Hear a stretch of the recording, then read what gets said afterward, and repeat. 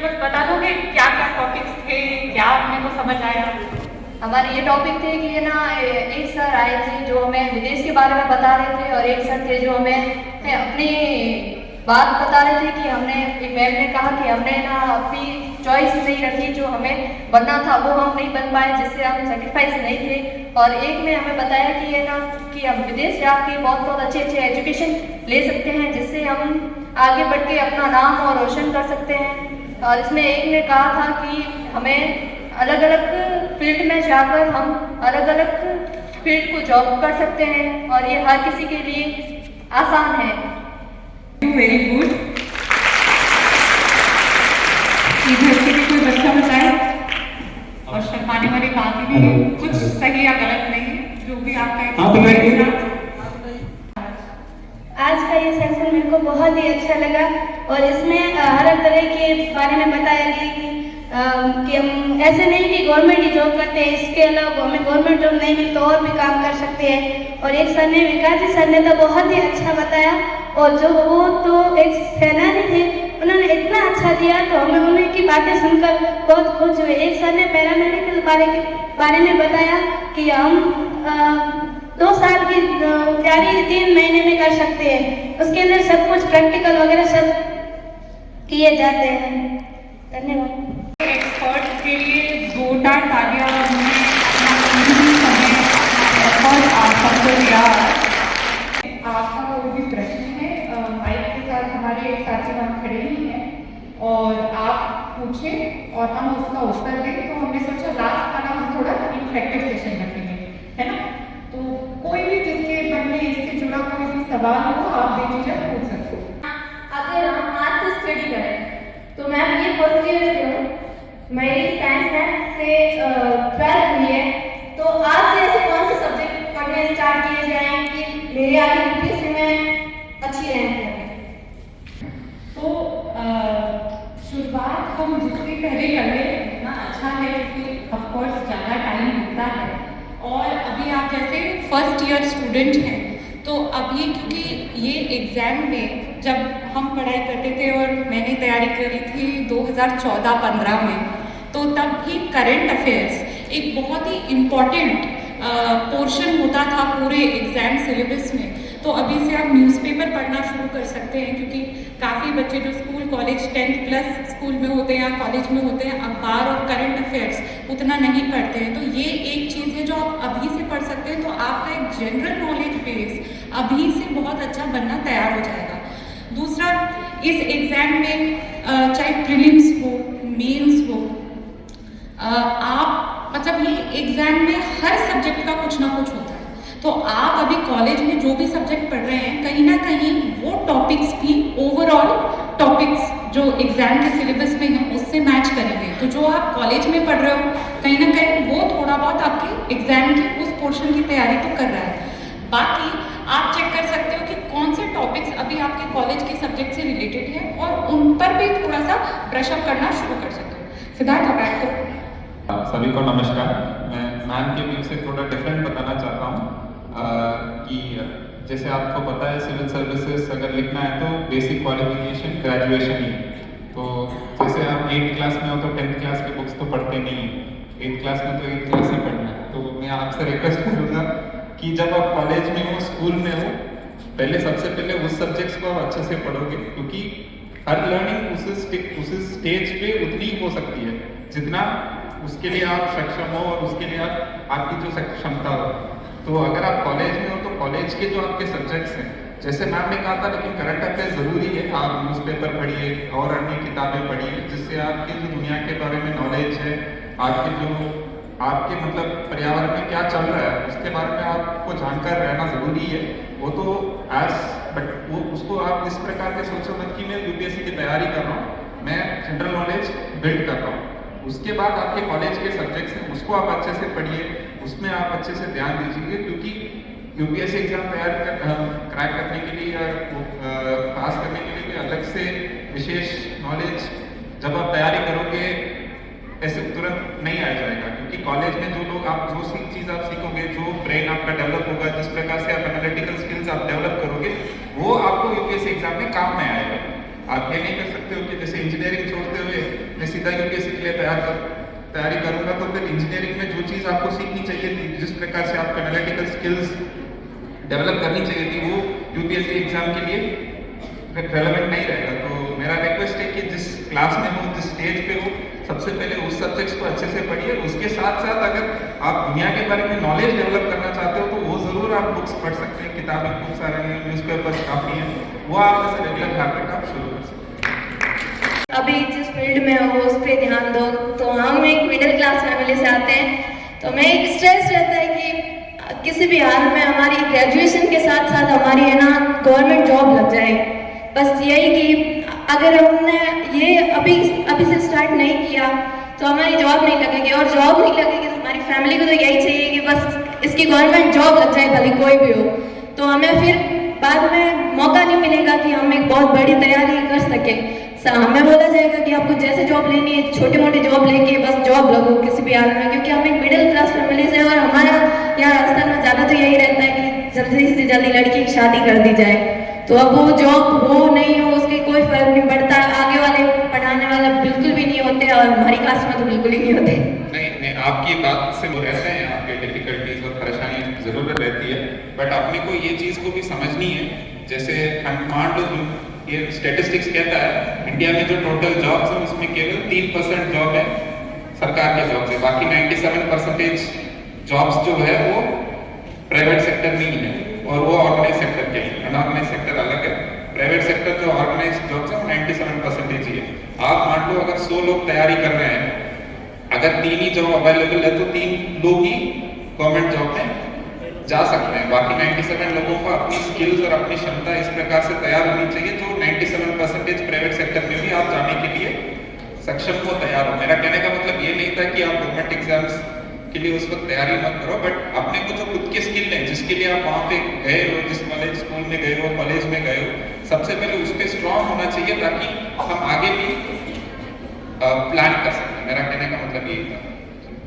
ये था कि during the preparation initial phase हम है ना जनरली एक सब्जेक्ट को पढ़ते रह जाते हैं क्योंकि ज़्यादा इंटरेस्ट डेवलप हो जाता है और उसके पीछे बायस्ड हो जाते हैं और बाकी सब्जेक्ट्स को इतना ध्यान नहीं दिया जाता है और कभी कभार कंसिस्टेंसी भी मेंटेन नहीं करी जाती है। मैम प्लीज़ आपने बताया ऐसा होता है तो इसको इक्वल दे पाए या फिर एक दिन में कितने सब्जेक्ट कर सकते हैं या फिर कंसिस्टेंसी कैसे बिल्ड कर सकते हैं?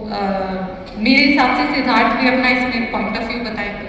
मेरे हिसाब से तो हम एक सब्जेक्ट को पहले अच्छे से करें, फिर ही हम दूसरे सब्जेक्ट पे मूव ऑन करें, क्योंकि एक हम मान लीजिए हम हिस्ट्री पढ़ रहे हैं, हिस्ट्री का आप एक चैप्टर पढ़ोगे कहीं ना कहीं वो लिंक है अगले चैप्टर से या उसके अगले चैप्टर से, है ना।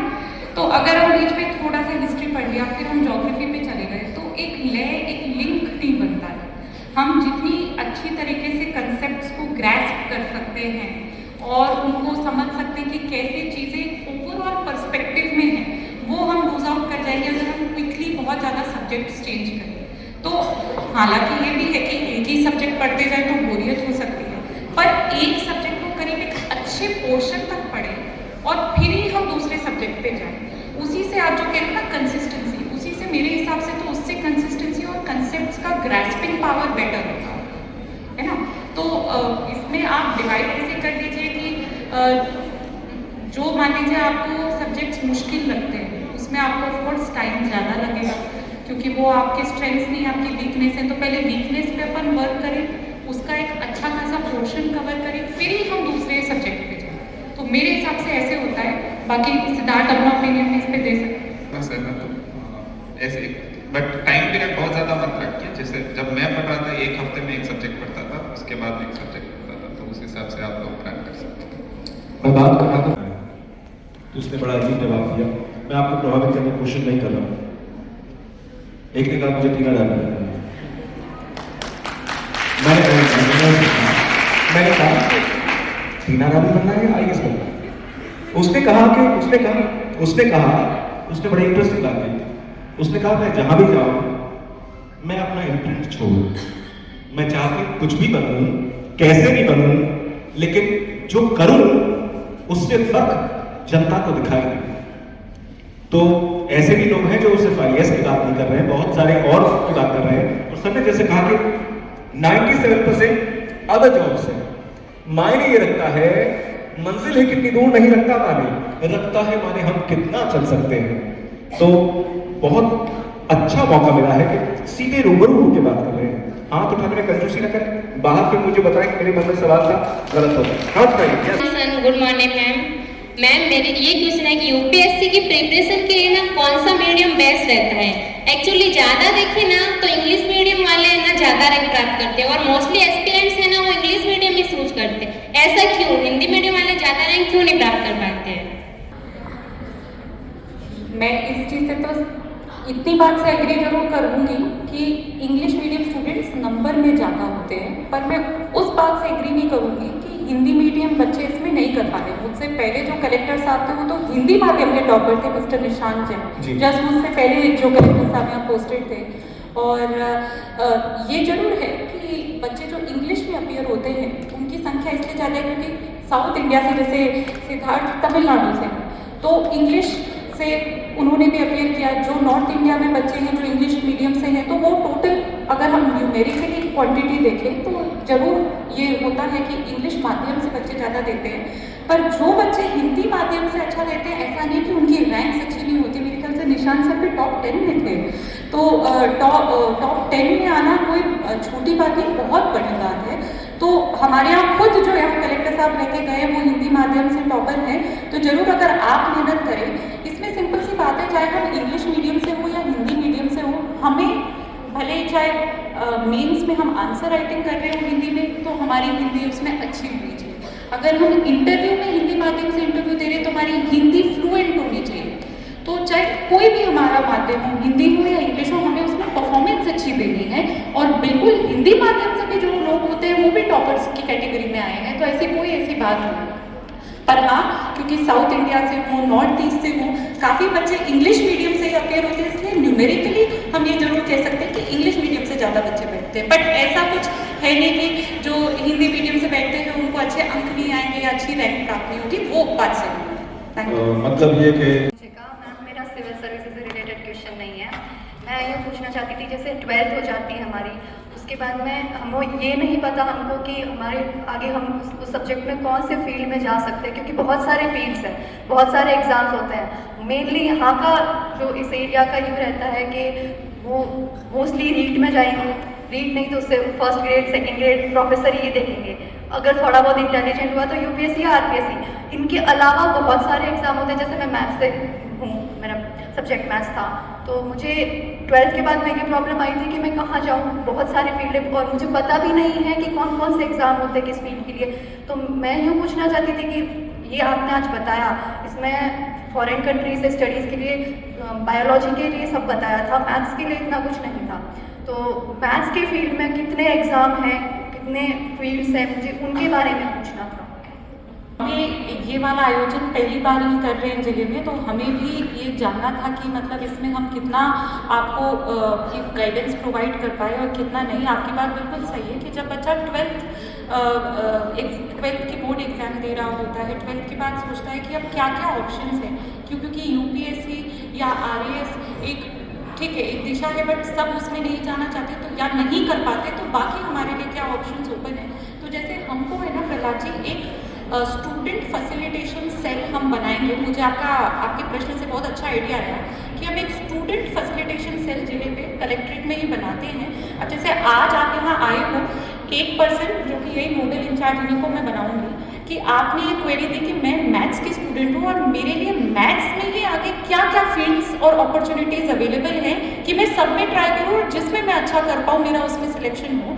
तो आपकी जैसे एक क्वेरी है, हम आपका 1-on-1 सेशन आप ही के फील्ड के एक्सपर्ट के साथ शेड्यूल कराएंगे। तो ये बहुत अच्छा प्रश्न है और हो सकता है बाकी बच्चियों ने पूछा नहीं, कोई और भी सब्जेक्ट से हो सकता है उनको जानना हो कि मेरे को यही सब्जेक्ट करना है और इसमें क्या अपॉर्चुनिटीज़ हैं। तो हम जिले लेवल पे एक स्टूडेंट फैसिलिटेशन सेल बनाएंगे और आप ही से शुरुआत करेंगे। आपको हम एक हफ्ते में मैथ्स के एक्सपर्ट आप जयपुर या दिल्ली लेवल पे ढूंढें और इनके पास क्या क्या अपॉर्चुनिटीज़ डोमेस्टिकली इंडिया और बाहर अब्रॉड क्या क्या अवेलेबल है, हम उस पर आपको पूरा गाइड करेंगे। ये हमारी गारंटी है। Thank you. जैसे आपने बता दिया एक बार, अभी आपने मोटिवेट कर दिया, फिर बाद में हम घर जाएंगे वापस वैसा का वैसा हो जाएगा। ये हर किसी की ये प्रॉब्लम है, एक्टिविटी है इसलिए। चलो क्वेश्चन के लिए तारीफ। अगर कुछ करना है तो उसको डेडिकेशन और उसके सपने तो रोज देखने पड़ेंगे। अपन ऐसे नहीं कर सकते कि आज हम इवेंट में आए और कल हम वापस भूल गए और अपनी पुरानी जैसे जितनी मेहनत करनी चाहिए उतनी नहीं करी, जितने घंटे पढ़ने चाहिए उतनी नहीं पढ़े और हम रिलैक्स मोड में चले गए। तो ये तो आपको रोज इस बारे में सोचना है कि जब तक मैं रोज मेहनत नहीं करूं, मेरा अल्टीमेट जो गोल है, एम है, उस अंजाम तक मैं कैसे पहुंचूं, तो फिर तो मामला गड़बड़ा है। तो अपने आप को मोटिवेट रोज करने की जरूरत है, पर हमको खुद को मोटिवेट करना थोड़ा अब सीखना पड़ेगा। महिलाओं के लिए इतना ज़्यादा हम प्रयास कर रहे हैं अभी जिला प्रशासन की तरफ से कि हम कुछ ना कुछ करें, तो एक थोड़ी सी तो रिक्वेस्ट आपकी तरफ से भी है कि खुद को भी अब सेल्फ मोटिवेट करना है, हमें आगे बढ़ना है, कुछ अपने लिए, अपने परिवार के लिए करना है। तो ये बहुत इम्पोर्टेंट है और ये बिल्कुल आज तो अच्छा रहेगा, कल हम वापस रिलैक्स हो जाते हैं। दूसरा, हमें आपस में एक दूसरे को भी मोटिवेट करना है।